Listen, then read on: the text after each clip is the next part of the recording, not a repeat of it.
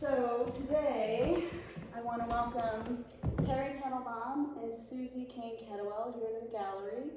We're going to discuss a little bit about themselves, who they are, and have a little bit of a background about their art, why they do it, and maybe a little bit of mystery about how they do it. What do you think? Yeah? Yeah. Okay. Wonderful. Yeah. Terry, if you want to start. I'll go back to my original inspiration doing art. It goes back to my childhood when I went to visit my grandmother, and she made crazy quilts. So she cut all different shapes and colors of fabric and stitched them together, and then they were embossed with embroidery thread. So I was fascinated as a young child, and she taught me how to stitch things together. So then I started making doll clothes, and eventually, let's fast forward to my teen years, and I was making my own clothing. And I was taking commercial patterns, cutting them apart, and designing really my own clothing. And a few people mentioned I should look at fashion design as a career. So being very young, not really knowing much about where I wanted to go or what to do, I thought, okay, and I applied to FIT, Fashion Institute of Technology in New York.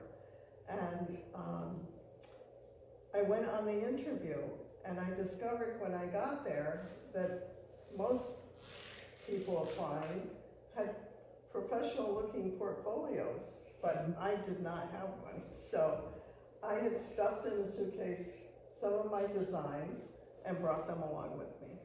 Well, luckily I was interviewed by the head of the pattern making department at FIT. And this woman, she had written the book of pattern making that everyone used. And she was really amazed that on my own I had just done this. So luckily that was my first exposure to getting into fashion and starting that path. After I graduated from FIT, I went to Pratt, got another degree in fashion design, worked as a designer for a while. And this is at a time where there was such radical change. We were all protesting the Vietnam War. Music was changing. It was going electric. Pop art was everywhere. Psychedelic posters. Clothing was, we had gone from little sweater sets of the 50s to now hippie clothing, and just anything. Color was exploding. It was just, you could do anything. And it was a real awakening, a time to try different things. And you felt this freedom of just designing. And then at a certain point, my husband and I decided we'd move to upstate New York. And now I have to reinvent what I'm doing. So I had my own studio. I was doing some custom work.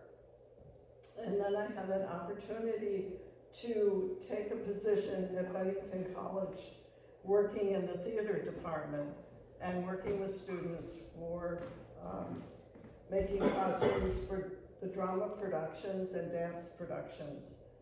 And as a result of that, I was working with thousands of yards of fabric, and it was all the color and texture that was really part of my life. And I now look at it as a library. It's like an inventory. It's what I see in my mind.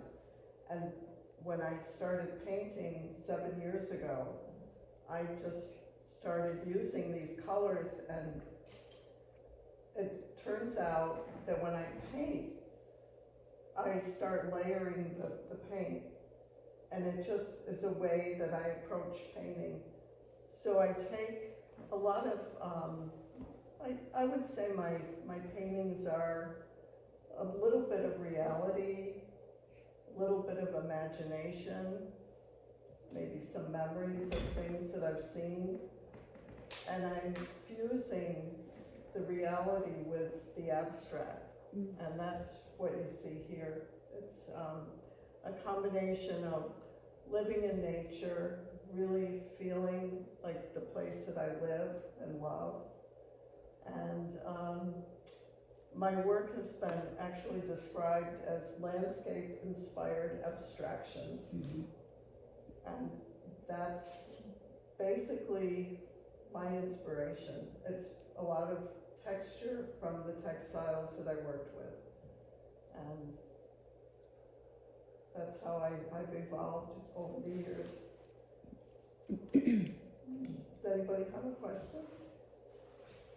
Is there any way you go about picking specific colors? Like, do you have a palette you usually work within, or do you just go based off like inspiration?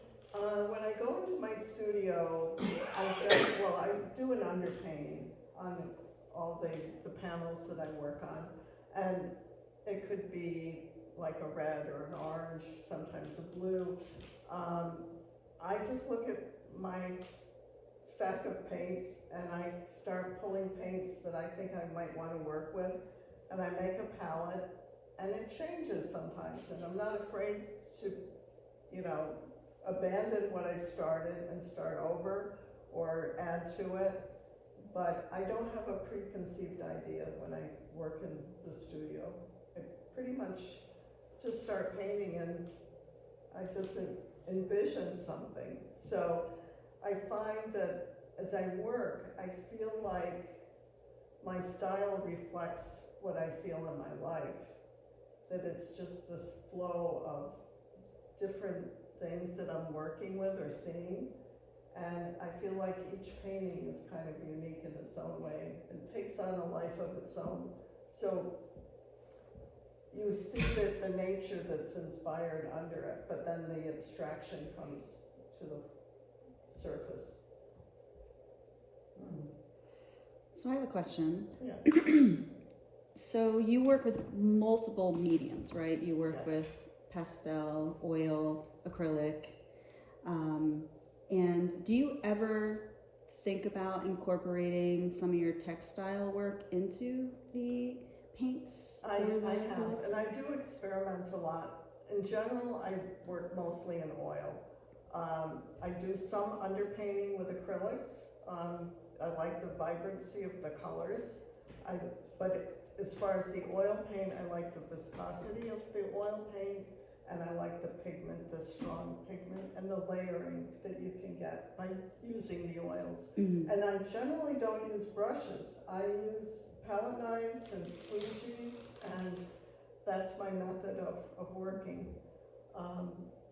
And I will probably at some point put fabric into the paintings. Mm-hmm. So It'd be I've thought really, about it. it'd be really interesting to see, just as a test, just as a study on, how you can incorporate the different, very inspirational mediums that you have worked with in the past and present. Could you describe your studio to us? Well, it was actually my design studio when I was working with fabric and doing custom work, and then I sold all my machinery and equipment just before COVID. Pretty much, I had transitioned. I was starting to do some work in my home and knew that I needed a studio. So once I sold, I had a lot of industrial equipment, machines and things. Then I moved into that space. I'm slowly outgrowing it. We'll worry about that later. But I really enjoy just walking down to the studio and starting to paint. And recently, last November, I was interviewed in the 518 magazine, and the Rona man interviewed me, and she talked about the layers of my life. How she looked at the artwork and she just saw all the layers, and then she said, but your life is full of layers, like going to New York and then moving to the country and doing these different things, and she saw how it all evolved, and I found that pretty interesting. Oh, yeah. She wrote the article that way. Susie, do you want to tell us a little bit about yourself? Where Okay. you from? So, all I ever wanted to be all my life was an artist of some kind. And I did not, I got married and had 3 children, and that's when I joined a watercolor society, and I did watercolors, which I rather liked because of the medium. And then I went to university. I forget, I was about 36, I think. 4 years at University of Ulster at Belfast, and that was a turning point in my life because I divorced my children's father, but going to university gave me the courage to actually do that. And so I had a preconceived idea of what art was before I went, and the carpet was taken from under my feet completely, because it was much wider than I'd ever known before. And it wasn't, I was doing landscapes,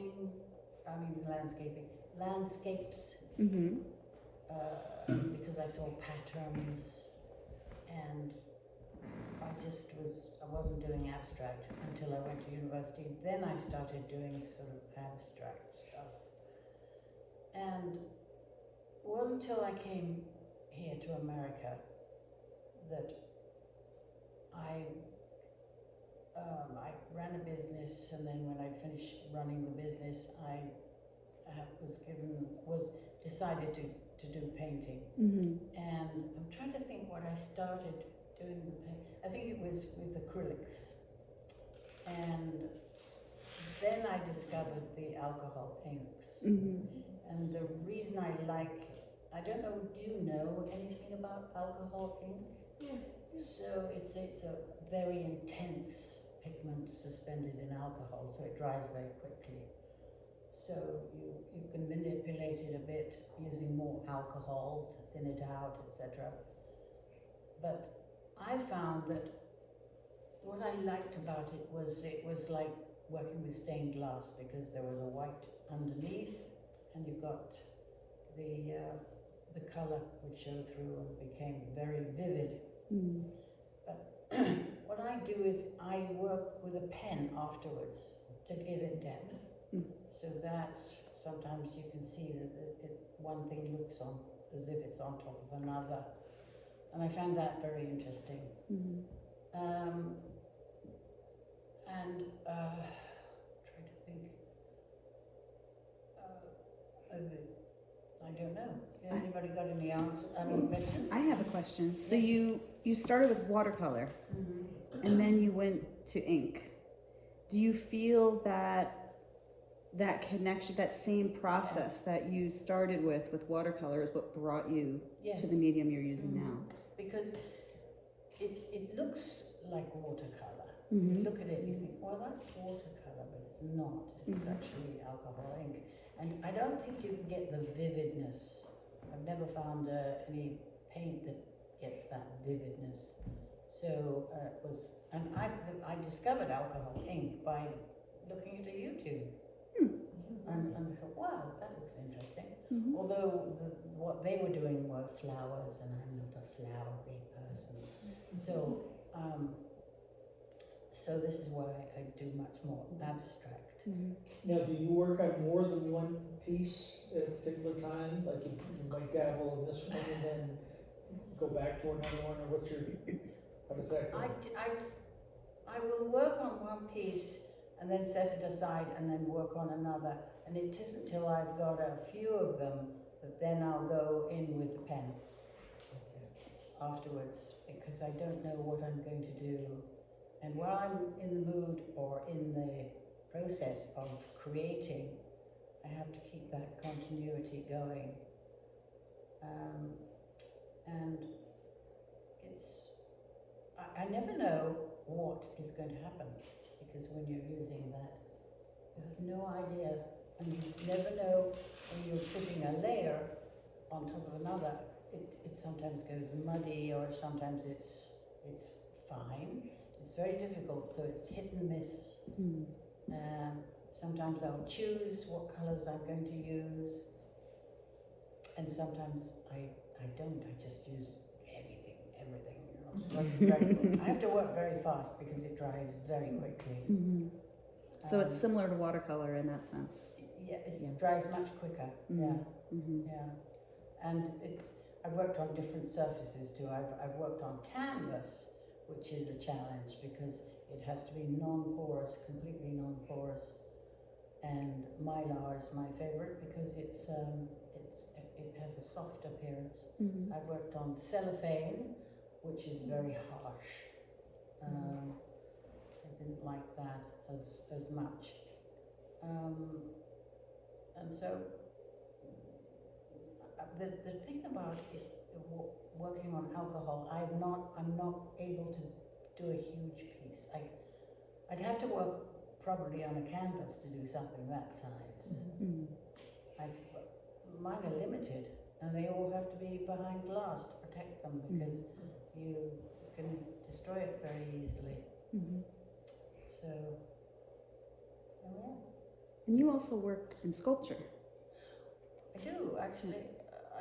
I do shadow boxes, which is fun because I'm always collecting little bits of shapes, and I spray paint them, or I leave them as is. I love shiny, so if it's chrome, looking like chrome or brass or silver or gold or whatever, that stays as is.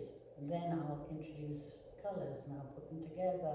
So my studio is a mess because I do have all the things in boxes, the silver ones and the bronze ones and the things. They are in boxes, but when I'm working, everything's a real mess.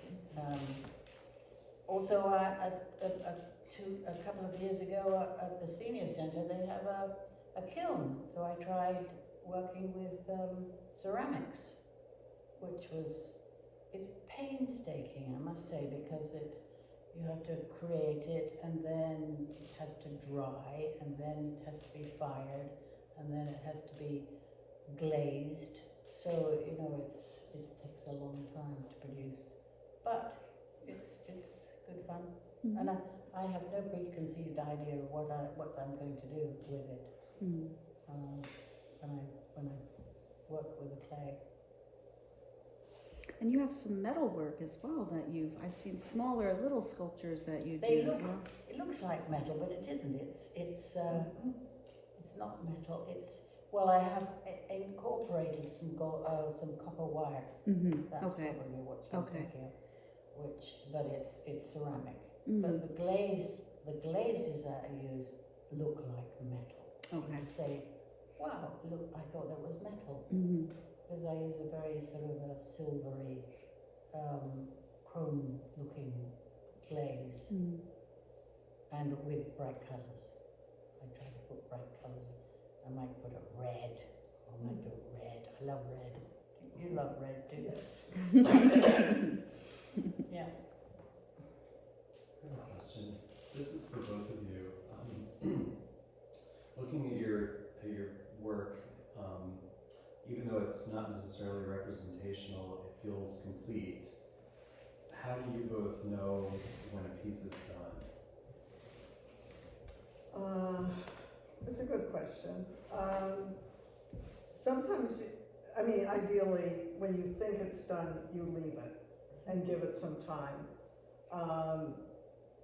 That's the best answer that I can give, because you can always go back and add, but if it's really done and you keep going, it's pretty hard to take that away once you think I've gone too far. And it does happen. I try to self-edit when I'm working. I sometimes photograph the work and then look at it. And because when you're looking at a a photograph, you can see things that you don't see when you're actually looking at the work, believe it or not. And I know this from my work doing costumes, and I often talk to the students about that, because you're draping on a mannequin, and they're just looking at it, and they're looking at it close up, and you have to stand back, you have to photograph it, or put a mirror in front of it and look in the mirror. It's amazing how you see it differently than when you're actually looking at the work. It's tough, because sometimes you think you can just add a little more and it'll be better, but it isn't always the case.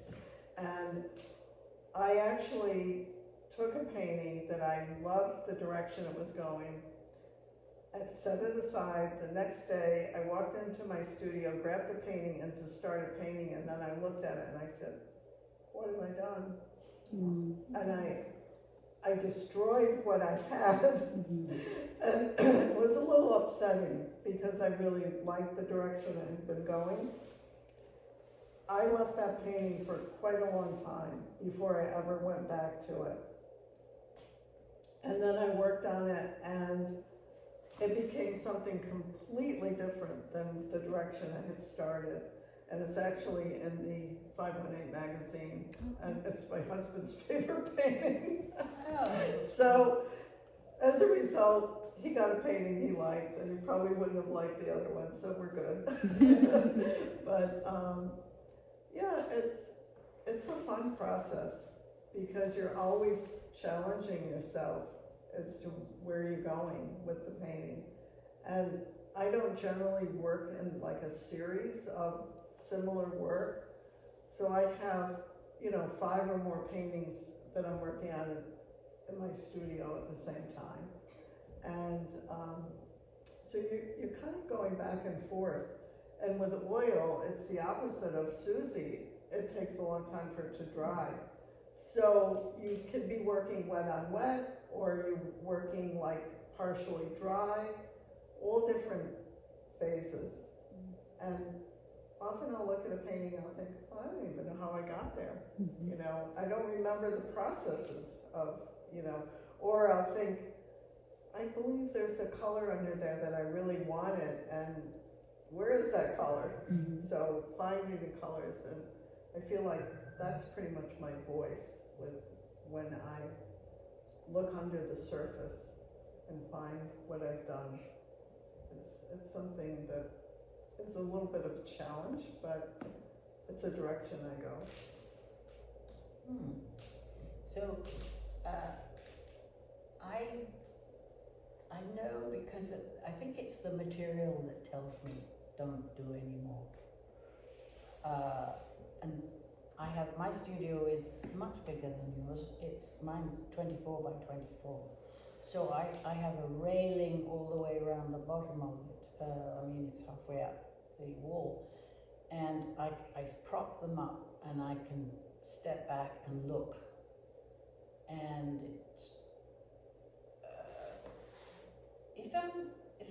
it's, I think I had, because you asked me to do this show, I thought, well, I have nothing to show. So I had to create a lot of them. So I did 6 alcohol eggs, and none of them were any good. I thought, oh God, I can't, what the hell do I do now? So I went, I thought, well, you can destroy it, or you can destroy it by going, get uncomfortable. And so I threw a lot of acrylic on top of it, and it worked. And I'd never gone that way before. And that was interesting, because I remember when I was at university, I said,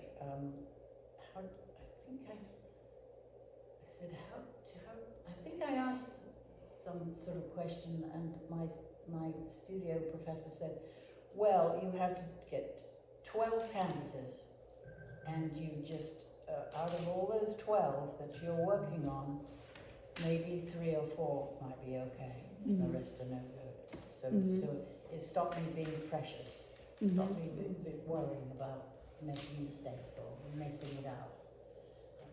So there's often a way of recovering. Like you say, you recover. Mhm. You get back into it again. Well, also to add to that, you have mentioned that your titles mean a lot to you Yes. with your work as well. Mhm. Being abstract work, Mhm. how do you go about titling your work? Well, I used to struggle when I first thought. I used to, because I am a horticulturalist and a lot of the plants are Latin. So I dreamt up Latin words that weren't actually Latin. Because it's abstract and it can be, you know, you wrote a whole lot of letters and they sound interesting. And then I went to, I'd look at a painting and think, what should I call it? And I thought, I have no idea what to call it. And now, I will, because it's abstract, I've got much more brave about it. So I put silly things, Mm-hmm. just fun things, or just whatever comes to mind. And a number of times I've changed my mind, and one show it'll be called this, and the next show it'll be called that. If it's not sold, who's going to know? It doesn't really matter. Yeah. Yeah. I was wondering if that helped with your process of saying, okay, it's done, it's named, it has a name, but No, now you're saying that it changes. I name it at the last minute. Mhm. I, you know, when it's in a frame, I have no idea what it's called, and then somebody says, bring it to a show or whatever, and I think, I've got to put a name on it. Yeah. So I just put it on what I'm feeling like. I always name my work too. And generally I do it when I photograph it. Mm. When I'm then taking those and loading them on the computer.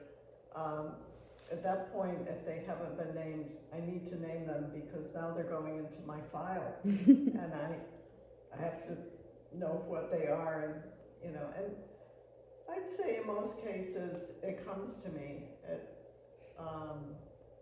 A general idea. I toss around a few names.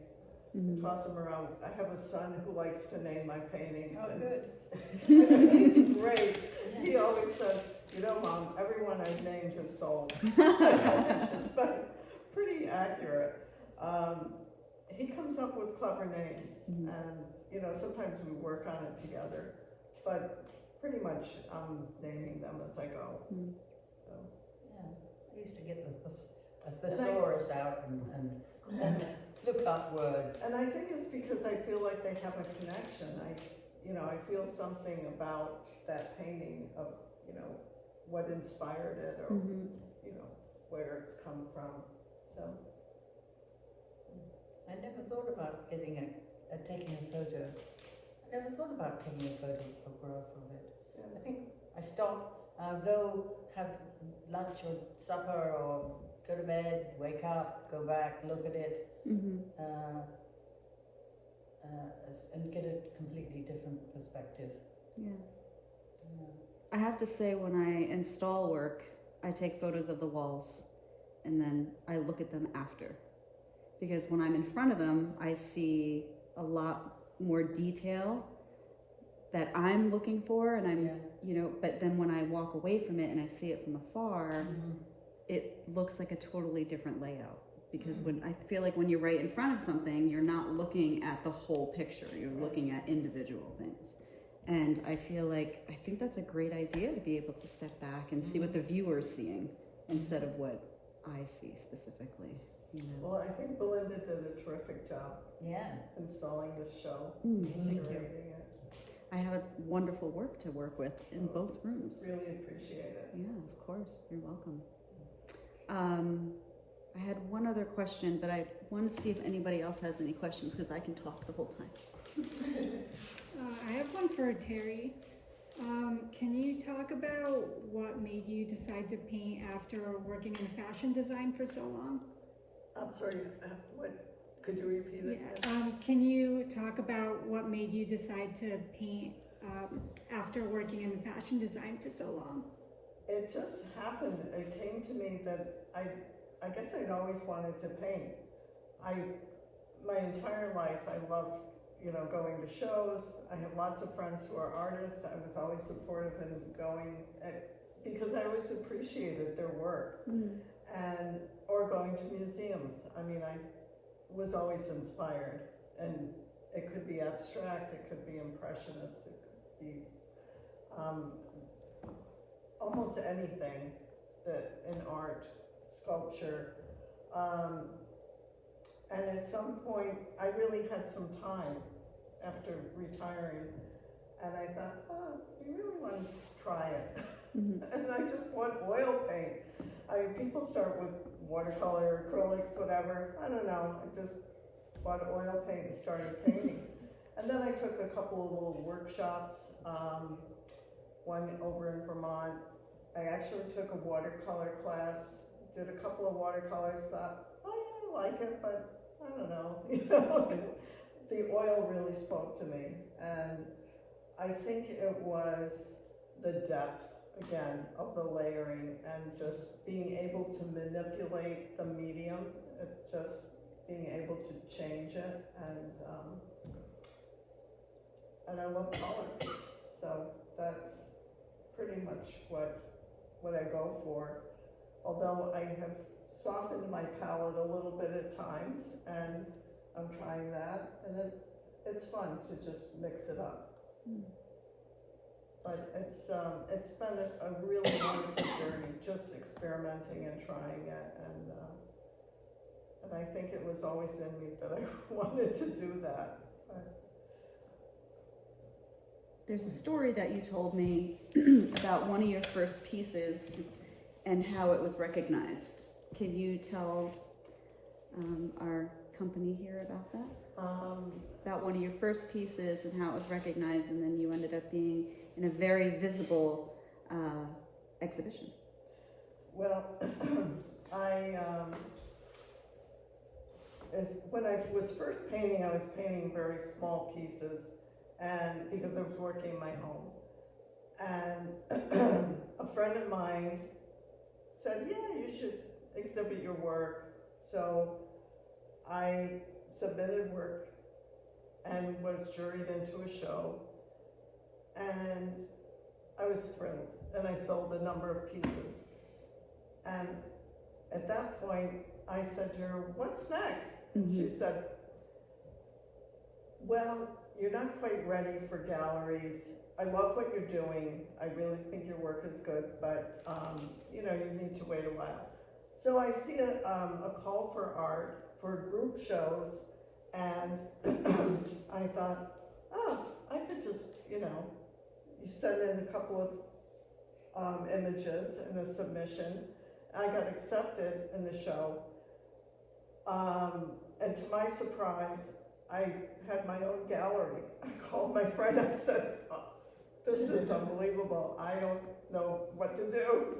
She said, well, the work you have is so small, it's gonna look like little postage stamps in a gallery. You need some large pieces. So at that point, I said, okay. Mm-hmm. She said she called them anchors.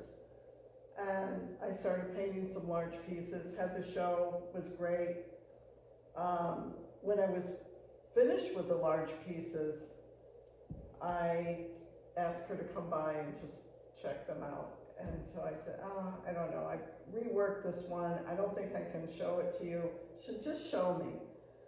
I brought it in front of her and she just said, stop, don't do anything else to this painting. And as a result, that was probably the best painting, and that was the one that sold. So. That's wonderful. And what about you? When did you start showing your work, Susie? When did I start showing it? Well, at the university, we all had a show. Right. And so in Northern Ireland, I showed quite a bit. And then not till I came over here. I mean, there was a great big gap if you look at my exhibition history. It's 10 years missing out of it, nothing. Which is not uncommon for artists, actually. Yeah. You see that quite often. Life when, gets in the way. right, exactly. Yeah. Exactly. Yeah. But when did you decide that in this region you wanted to start showing your work again? Well, because when you start producing stuff, you think, what the hell am I going to do with it? Mm-hmm, And you mm-hmm. So that's when you decide, oh, well, I need to enter this, exhibition or whatever, and you start, that's how it happens. You just have to go out there. Mm-hmm. Mm-hmm. And Okay. that's what started. Trying to get rid of it. See, some artists have a really hard time getting rid of their artwork. I've Yes. spoken to a lot of artists who, that's a very big challenge because they fall in love with the work, and then what they'll do is they won't show it, or they'll make it astronomically expensive Yes. so that no one will purchase it. So there's always the different artists and how they feel about Yes. sharing their work, and if that's why I asked, because, with you, Terry, you were looking to really show the work and see what people thought because you were getting these good responses, right? And Susie, you're saying you were creating this work and you were creating it for yourself, but you wanted to share I it. created it because I wanted to create it, but I never was attached much to anything. Maybe one or two I kind of like, but James Kettlewell said you sell them as low as possible so that people buy and get rid of them. If more people who have them on their walls or they talk about it, the more I've left it kind of late to do that. But that's why I try and sell mine very low price so people can afford it. I'm always frustrated by going to a gallery, like the Laffer Gallery in Skylerville, and there'd be astronomical prices, and I think, well, I like the work, but I can't afford it, and I'm not going to buy it bit by bit by bit, Right. because I want it now. So either I buy a tiny little piece, or I just grew. Right, it's an investment. It really can be an investment. It could be. Right. Yes. Yeah. It could be. And I believe in supporting my fellow artists. Right. So I try and have an enormous inventory on my walls. And everything's very close and everything's it's very eclectic. And or three-dimensional stuff as well. You do have a great collection. I do. Yeah, you have a wonderful collection of artwork. Yep. Is there anything else you want to ask? Go ahead. Unless somebody else wants to jump in, I don't want to take anybody's space. Okay, so this kind of piggybacks on what we were just talking about. I'm sort of curious about how your art practices fit into your lives, and are you making art to pursue shows, or is it more you just make art out of the need to make art? Does it take up a lot of your time, a little bit of your time? I'm just curious about, I guess, how you pursue your practice and what maybe your goals are. Well, I'm easily distracted. So I have to say to myself, right, don't watch television, go across to the studio and just work. Work for an hour, and then I end up working for about 3 hours. And then look at the clock and think, oh my goodness, it's past my bedtime. But yes, I have to force myself because I'm easily distracted. I don't know about you. Are you disciplined? Sometimes, although life gets in the way and I find that I start doing things around the house and all of a sudden it's noon and I haven't gone to the studio, so I try to break that up. Because once I'm down there for 3 or 4 hours easily. Or I can even start early in the day and spend the whole day, but not every day, because I do have a life and I do garden and other things. I paint because I really love it. I love just seeing things come together. And I do sometimes get attached to the paintings, and then I like to show them, and I think, oh, I really hope it doesn't sell. And then I think, but why? What am I going to do with all these paintings? But luckily, my kids claim a few of them, so they're always, this one, don't sell that one. So that's nice. And also, I find that a number of artists have bought my work, which to me is a huge compliment. Because when another artist buys an artist's work, first of all, they have a great eye. Secondly, they have more art than they know what to do with it. And they've probably been collecting for years if they're anything like me.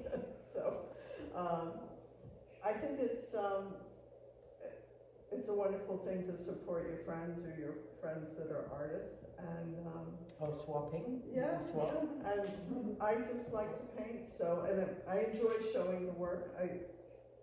The pleasure that I see other people when they look at the work is inspiring to keep it going. And I think I approach art in a much different way than people who have been trained as an artist. So if you've gone to school and taken all those courses, in your mind, you know the rules of working with complementary colors or in harmony and the values, and I don't think about that when I paint. So there's this freedom of just, and I know I break the rules, but to me, it's a statement, and I don't think there's anything wrong with it. So I just enjoy it. Anything goes.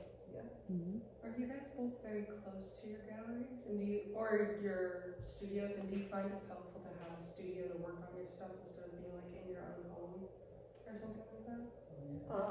Well, I do pastel painting in my house, and generally I do it in the winter. I don't have to go out and go to the studio and heat it up, which is nice. It's about 100 yards away. It's not very far. It's Yeah, a short walk. It is in the winter if it's Yeah, snowing. down a hill and through the snow. Yes, it is. But you get to be in nature, so that's okay too. And I think when the studio is separate from your house, you make that decision to Okay. actually go and do it. And you're not distracted, right? To if you're in your home, oh, you see like, oh, I could do the dishes now, or I could do this. And once you're in the studio, you're there to do the painting, and so that's good. I think having a studio space is really important. Yes. And even if it's small, you can make it work. Yes, even if it's a bedroom, and even if it's upstairs or Yeah. downstairs, as long once you get there, just concentrate. Any other questions? And I do paint a lot, so storage is also a factor, trying to figure out, I have a couple of good systems that are working for me. My husband made a rack where I can put all the pastels standing up, and he said, oh, this should last a long time. But it's full. Full. Yes, I was amazed. Terry is very tidy. Very much, I am not tidy. But I do have a rail and wires, so I get them up there out of the way. Yeah. Wonderful. Well, I want to thank you both for the time tonight and sharing all this information with us and everyone who will be viewing it online. We really hope that this is a successful show for you. It'll be up until, I believe, August 16th. And we really look forward to having future discussions with you about work in other locations as well. Well, thank you very much for inviting us. You're very welcome. And I'd like to thank Spring Street Gallery for hosting our exhibition, and thank everyone for coming out to hear the talk. That was very interesting. Yeah, thank you, ladies.